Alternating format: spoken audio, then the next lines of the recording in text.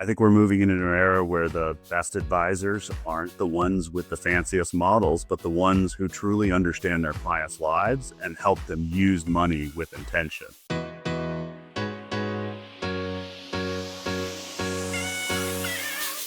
I can't wait to introduce you to Knowing Me, Knowing You, the Know Me podcast where the future of financial advice starts with discovery. We're bringing you candid conversations with top industry leaders, innovators, and behavioral finance experts, exploring how wealth managers can deepen client relationships, personalize advice at scale, and drive real business growth. Because clients don't just want financial plans, they want to feel understood. They want to be known. Stay tuned, subscribe, and get ready to transform the way you connect with clients. Know Me, transforming discovery into growth. Hi, and today we are talking to Shaun Williams, partner, private wealth advisor, and director of financial planning at Paragon Capital Management, a fee-only fiduciary firm based in Denver that specializes in helping high net worth retirees and families navigate retirement with clarity and confidence. Shaun's journey into the world of investing began at age 15 when he attended an options trading seminar. I don't know which 15-year-olds are going to options trading seminars, but Shaun, that's quite impressive, with his dad. And that spark became a lifelong pursuit, from graduating first in his finance class at the University of Texas, hook 'em, horns, for all of you horns listening to this podcast, to trading options on the Chicago Board of Options Exchange, to launching his own specialist trading firm. After a sabbatical that took him to all 7 continents, Shaun made a bold shift away from trading and toward helping people align money with meaning. He's now a CFA and a CFP, pretty impressive, and deeply focused on planning, risk management, and building resilient portfolios for clients approaching major life transitions. Outside of work, Shaun lives in Golden, Colorado with his wife, Sarah, their 2 sons, 2 golden retrievers, and a Bengal cat. And he's always up for a ski, bike ride, next great family adventure. Shaun, I'm so delighted to have you here. Thank you for being on the Knowing Me, Knowing You podcast. Thank you for having me, Marla. I'm honored to be speaking with you. Fantastic. And what to you is the most exciting thing about the moment we are in, about the future of wealth? Yeah, it's a great lead off. And I think what excites me most is that the industry is finally shifting from being the product and performance section centric industry of the 80s and 90s to being much more context and planning centric. For a long time, advice was about beating a benchmark or optimizing a portfolio. And that's what a lot of clients are still thinking we do. But I think a lot are starting to come around and are asking much better questions. Can I retire with confidence? Can I spend more without regret? What is the tax picture going to look like? And what does this money actually allow me to do with my life? And technology is taking care of a lot of the mechanical work. You're seeing it more and more with AI. And I think that's actually going to free advisors to focus on the judgment, the empathy, and decision-making, things that actually matter when markets get volatile or life gets complicated. I think we're moving into an era where the best advisors aren't the ones with the fanciest models, but the ones who truly understand their clients' lives and help them use money with intention. I love that. And I love that you're really focusing on what is the money for? And it sounds like that played a role in your own career. So you were trading options, you had this job at the CBOE. You were kind of in this very prestigious space. I would imagine the CFA or the CFA kind of came in that rung of your career, and then later you got the CFP. So tell us a little bit about that journey. How did you go from kind of deep in the, call it, I was going to say like institutional, but it's not even. It's just like a different area of financial services that is more about the transaction, to moving toward the area of financial services, which is more about the meaning. And I don't know if that makes sense to you, but tell us about that journey. Why did you go from transaction to meaning? Yeah, so a lot of it was really an interesting time in life overall. And I loved being on the trading floor. I loved the intensity of that. But I realized that there was something missing. And on the trading floor, success is really measured in minutes and ticks. And it's very, very intense with people that are 6'7" former Australian rugby players getting in your face. And it's a very day to day, minute to minute type of situation. But it was completely disconnected from people's lives. It was completely disconnected from, I had no idea about the underlying aspects of the market and the companies that I was trading. It was about just making a market and moving quick and letting the tide take me where it did. And what changed things for me was seeing how little most people's financial decisions have to do with that optimization and how much they have to do with fear, uncertainty, and confidence. So I wanted to be in a role where financial skill actually improves someone's life and not just a P&L.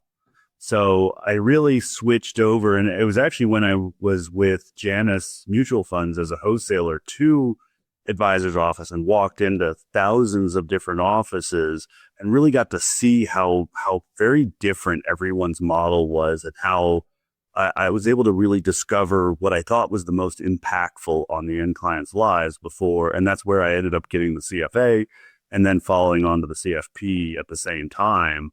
And I really liked moving over to financial planning that let me take the technical side that I enjoyed and apply it in a much more human way, helping people sleep better at night and making decisions that they don't regret because they have a full plan in place. They can see what's coming and then roll with the changes along the way because you have already a roadmap that can handle anything that happens. Super, super interesting, and honestly very resonant for me as well. I started in wealth, moved to asset management and asset management operations, and had that very similar eye-opening experience where I felt like, I know a lot about how products are manufactured. I don't have confidence that I'm doing much to help people live better lives. And it sounds Right. like you came to that same conclusion. No matter how many advertisements go up about the firefighter and whatever else that we put out in asset management, I felt like I needed to have a bit more integrity in the way I was committing my own, precious hours and resources to helping people. So one of the things in that amazing bio that I shared at the beginning that I'm sure sparked a lot of people's attention was that you traveled to all 7 continents. And then you also shared with me that you crossed 2 oceans by sailboat. Can you share a little bit more about that and also talk about what that has to do with your work as a planner and advisor? Yeah, that was only supposed to be a 6 months to a year sabbatical after the options trading floor, and I was going to go back to that. Um, and it turned into almost a 7-year journey. So I think that the travel and especially the sailing, it really teaches you humility. You can plan meticulously. You can try to understand what's coming, but conditions change. And your job isn't to control the environment, it's just respond well. And that's exactly how financial planning works in so many ways. Markets don't care about our spreadsheets. Life doesn't follow clean timelines. The value of a plan isn't that it predicts the future. It's that it gives you a framework for making good decisions when things don't go as expected. And software has really helped with that and made it a much faster thing. So being in an unfamiliar environment also sharpens your sense of what actually matters. I think that really had an impact on me and why I made a change when I came back. And those experiences are compounding in a way that money never does. That perspective shows up constantly in how I help clients think about spending and risk and trade-offs. And honestly, it lets me connect with people because I did what so many are seeking or claim they want to seek in retirement. I did it in my late 20s and early 30s. And I'm getting to enjoy those memory dividends and the stories and using that to connect with people is really helped. And I think it's also made me far more adaptable and helping teach that to clients as they go to the retirement journey as well. Okay, I know our listeners are curious because I'm curious. Which 2 oceans? And were you alone? Were you with a group? Like, tell us a little bit about that journey. It just sounds fascinating. Well, when I started, I really wanted to go around the world without flying. And so I had left by bus from Corpus Christi out of Wow. Texas and Okay. just went south and got to every continent or got to every country in Central America and Mexico, learned a lot of Spanish. And then I was trying to figure out how I get across the Pacific without flying. And realized I wasn't going to be able to get on a container ship. So I ended up kind of putting my thumb out at the Panama City Yacht Club and got a ride. I'd never really sailed much other than, getting a Boy Scout merit badge and when I was a kid, but ended up sailing with a 70-year-old Australian guy that had been sailing for 12 years at that point around the world. And we journeyed, basically, it took us 5 months crossing the Pacific Wow. and just That's living not one of the in, easier oceans. no, the Pacific's not bad. The Pacific's not Okay. bad. Now, fast forward a couple of But years it's later, I wasn't. massive. Yes. Yes, yeah. Hence why I took. The weather's good in the Pacific. That's why it's called the Pacific. It is passive. The Indian Ocean that I crossed a couple of years later with a different boat. I actually got on with a captain that uh, was part of the Blue Water Rally at the time, and we were doing it for safety. But we went from Thailand to Oman through Sri Lanka and India, Wow. and so that was a lot more crazy. And I think we'd have to do a whole nother podcast to talk about the hurricane and the pirates that we ran Oh into my and gosh. meeting the U.S. ambassador to Oman because we had the Pakistani Air Force giving us coverage at one point. So because it got a little more dicey. Oh my goodness. Okay, everyone who's listening to this, stay tuned. There will be a follow-up conversation with Shaun Williams where we talk about his experience with hurricanes and pirates in the Indian Ocean. Totally different topic, but super, super fascinating. And you talked a lot about, I mean, what a beautiful analogy, sailing across the ocean and the unfamiliar environment and, the challenges that you just can't anticipate that come up and the conditions that you have no control over and your relationship with money and markets that, brought you to this point. And now, so fascinating that you told me that you actually work with clients who have a more conservative bend. You're very focused on real world cash flow needs. You're focused on clients who are approaching retirement. So, talk a little bit about your approach to that and those who are feeling some uncertainty in the market conditions today and how you're helping them understand those exact questions that they have around risk. And then also coming from the perspective of somebody who took 7 years and kind of went around the ocean, went around the world, without getting in the air. Does that story come up? And as you're talking about helping them assess their risk and how does that kind of play a role? It does at times. I think so much about traditional investment management starts with that, how with the portfolio and works outward. Let's look at the asset allocation, the benchmark first, performance first. I really try to flip that. I need to know what a client's money needs to do for them so Mm. I can put the money to work in a way that aligns with their life. So that means understanding when they'll spend it, what's flexible, what isn't, how different phases of life, especially in retirement, change those needs. Because I think in an accumulator, someone who's in their 20s, 30s, 40s, they're still saving. That's more about just getting as much in, trying to balance all of life's things. But I think a decumulator, someone 5 to 10 years from retirement or just at the beginning of retirement, that's when things get the most interesting and the most impactful in my mind and are quite different because there's no changing it in your 70s. You're not going to be able to go back to work. You're not going to be able to earn more money. So you need to get it right and know what's coming. And so by anchoring the portfolio to those cash flow demands of a 30, 40-year retirement, the investments stop feeling abstract. So the markets will still move, but clients understand why their money is invested the way it is.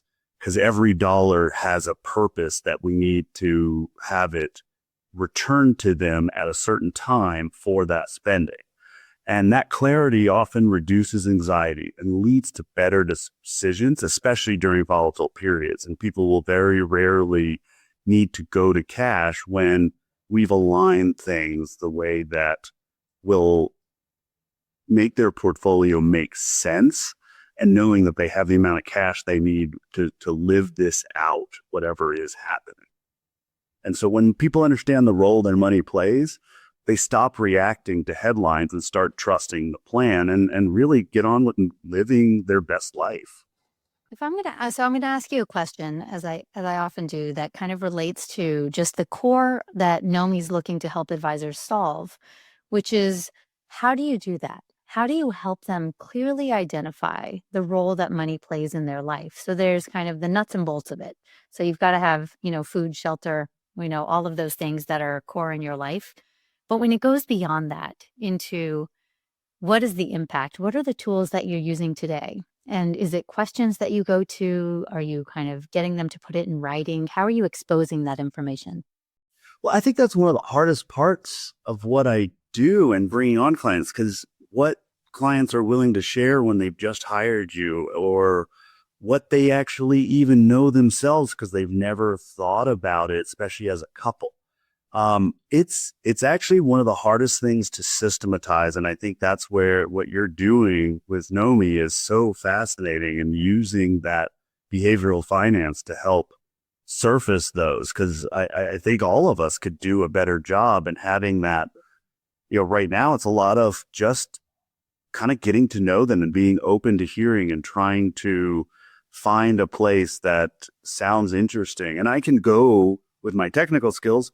It's very easy to get a budget from them, sometimes easier than others, but to help them build a budget if they never have, but knowing kind of what's the things in life that are the food, utilities, housing, transportation, healthcare that will be probably the same throughout retirement.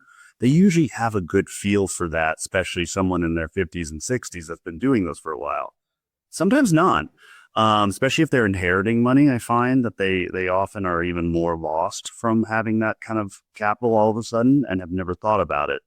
But discovering what the money, especially with the high net worth clients, what can they dream? I really want them to find more ways to dream of what that could do for them, whether that's a legacy or whether that's taking a bigger trip or upgrading to first class because their knees are aching in coach when they fly overseas.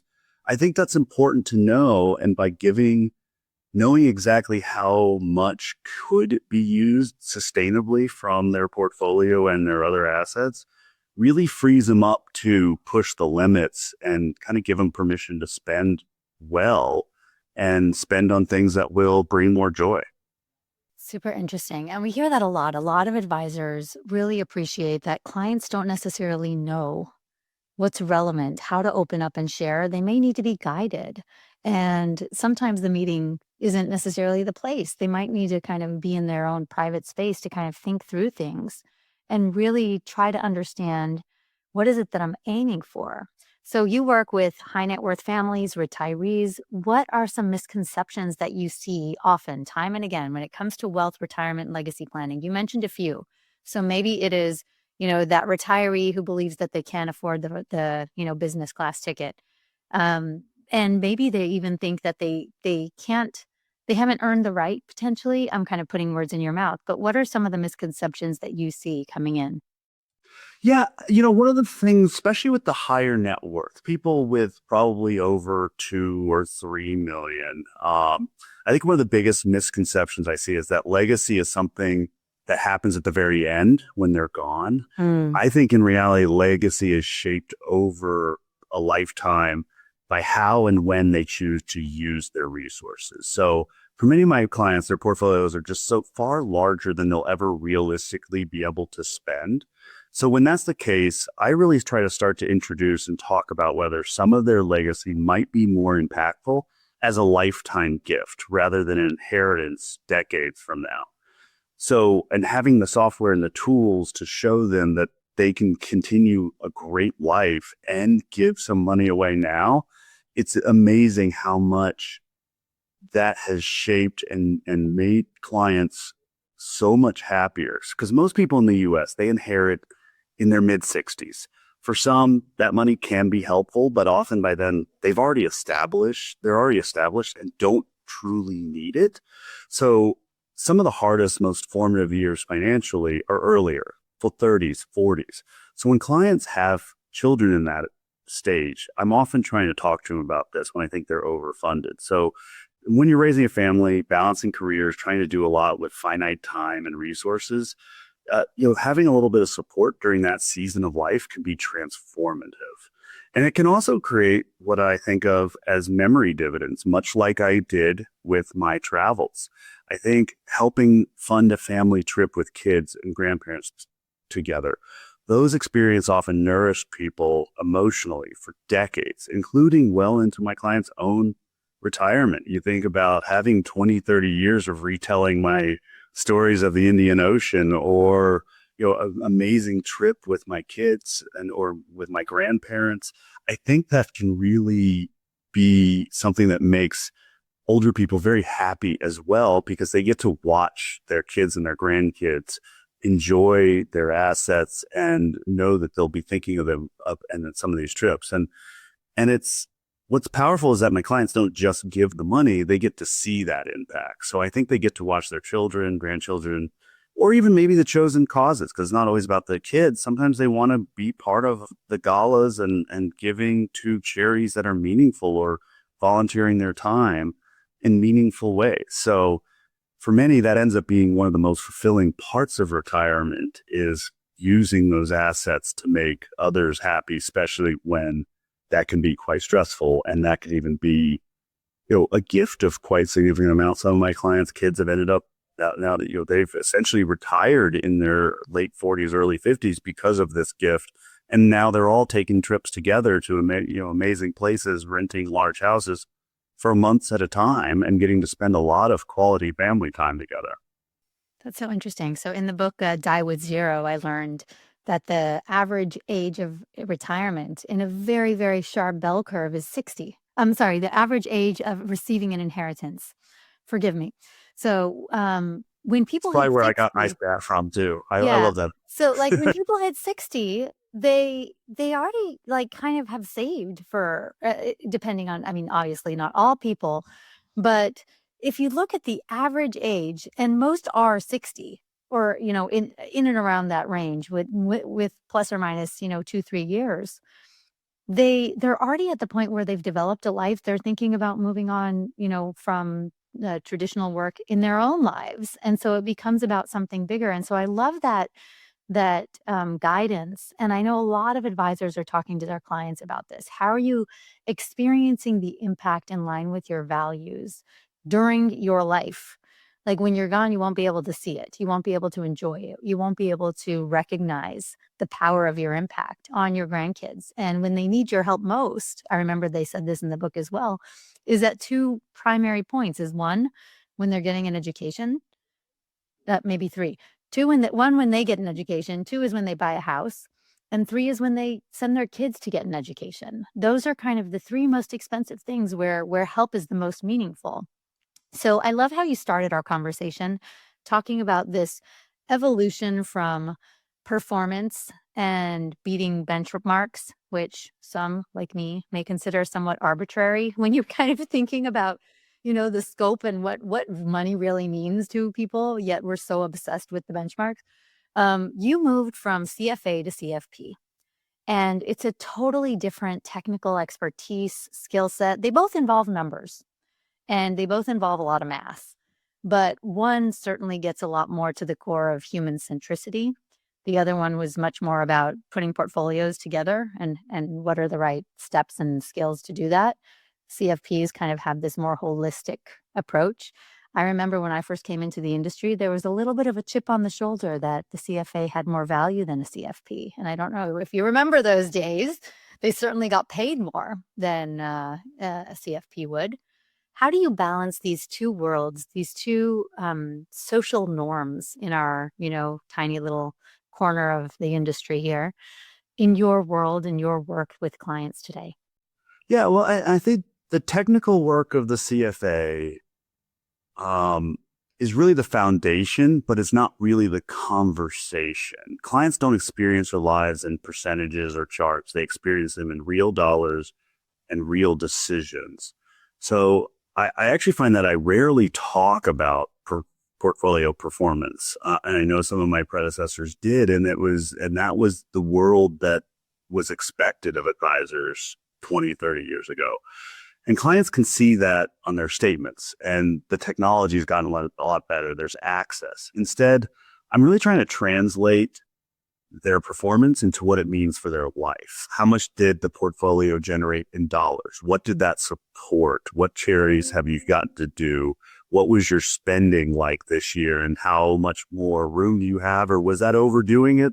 And we need to talk about how you can pull back. And also, when we're at tops of markets like we are now, how many years of turmoil could your portfolio endure with no change to their lifestyle? And just as importantly, how much more could they do with their assets if they chose to? So I really try to break down the cash flows that we're seeing and then work backwards. So I'm looking at, I want 1 year of their spending in cash or cash-like instruments. And then I look at another 5 years should be in fairly safe bonds, not high yield bonds, not things that are highly correlated to stocks that give a lot better return. I want bonds to be bonds, and from a technical standpoint.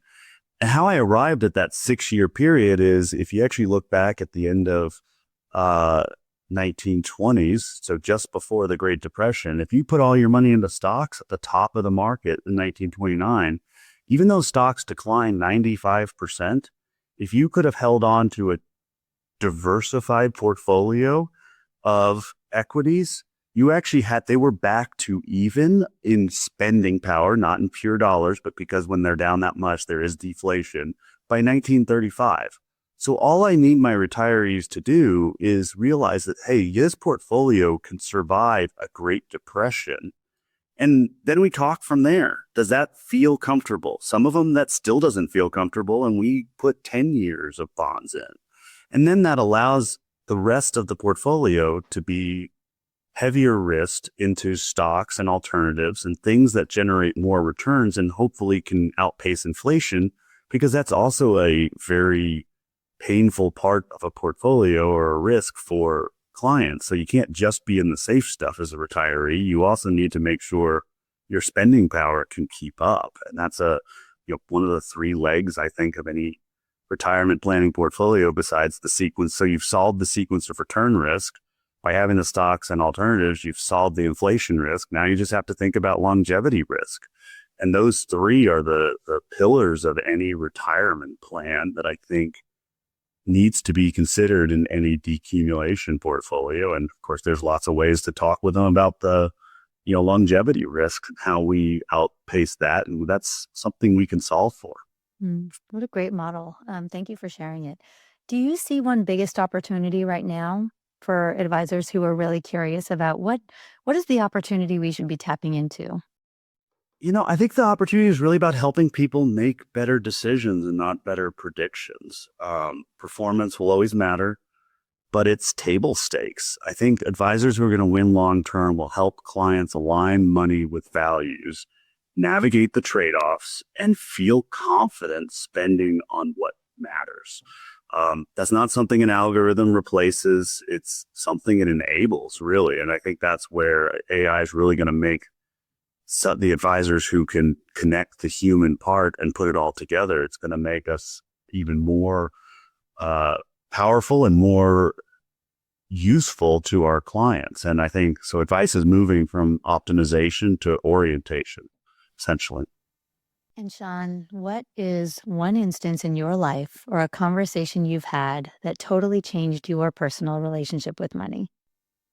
All right, I told my wife I was going to be telling this story here today. So for me, it really came during my travels. And I was, when I was traveling, I was living on about $35 a day. So that's roughly $15,000 a year.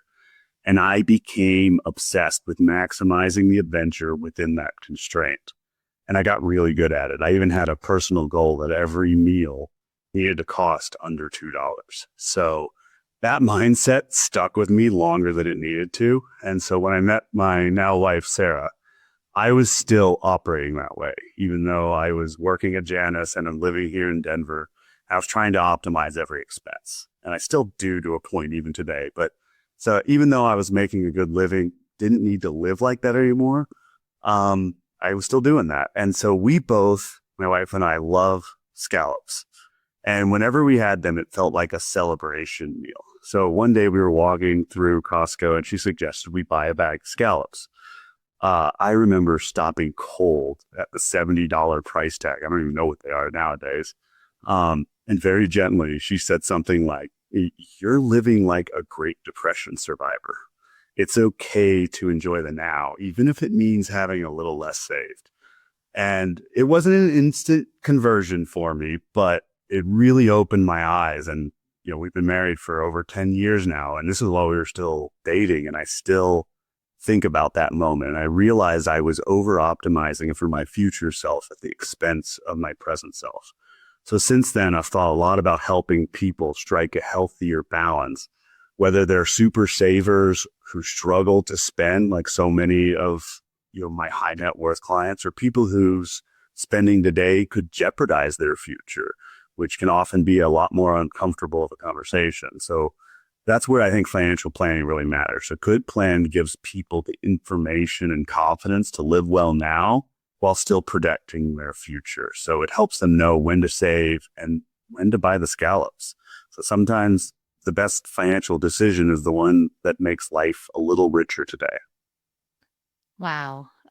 You actually feel it through anecdotes and through storytelling. And I think people really tapped into that conversion that has happened in you over time and like the story that highlighted it. Thank you so, so much for sharing your story, your insights. What a unique journey you've had. And your approach to planning and purpose comes from very deep exploration on your part, a lot of risk taking, a lot of introspection. 7 years going around the world. It's phenomenal. What a great story, Shaun. It's been a pleasure having you on the show. Where can listeners find you if they want to learn more about you, your work at Paragon, and how to work together? Yeah, it's been a fantastic conversation. And if people want to find us, they can check out our website at paragoncapitalco.com. Or email me directly, swilliams@paragoncapitalco.com. I'm happy to engage with people. I love having all these great, deep financial planning conversations and really trying to bring forward the next generation of what financial planning and our industry is going to be. Listeners, you heard it here first. And I know what your emails are going to say. They're going to say, Shaun, tell me about the pirates in the Indian Ocean. That is what they're all going to be emailing you. Thank you very much for being here. Listeners, thank you for listening. If you learned something here, not only that there is value in taking 7 years away and traveling around the world without going into the air, but if you learned something about how you can actually align money with purpose, give your money a reason, a thing that it is intended to do. Utility is actually had a conversation early this morning where we talked about the utility of money. If you learned something, please drop your thoughts in the comments, send me a message, like this podcast, share this podcast with somebody who wants to hear it. I bet at least 75% of you heard that story about the scallops and thought, I got to send that to my partner. I know that's what I was thinking. Shaun, thank you for being here. Thank you so much. It was a pleasure. Thank you for joining us on the Knowing Me, Knowing You podcast. If you enjoyed this episode, share it with someone who needs to hear it. And don't forget to subscribe, rate, and review. Your support helps us bring more transformative conversations to you. Until next time, keep discovering, keep growing, and remember, you're in control of your own financial story. Follow us for more conversations on financial confidence, self-discovery, and the future of money.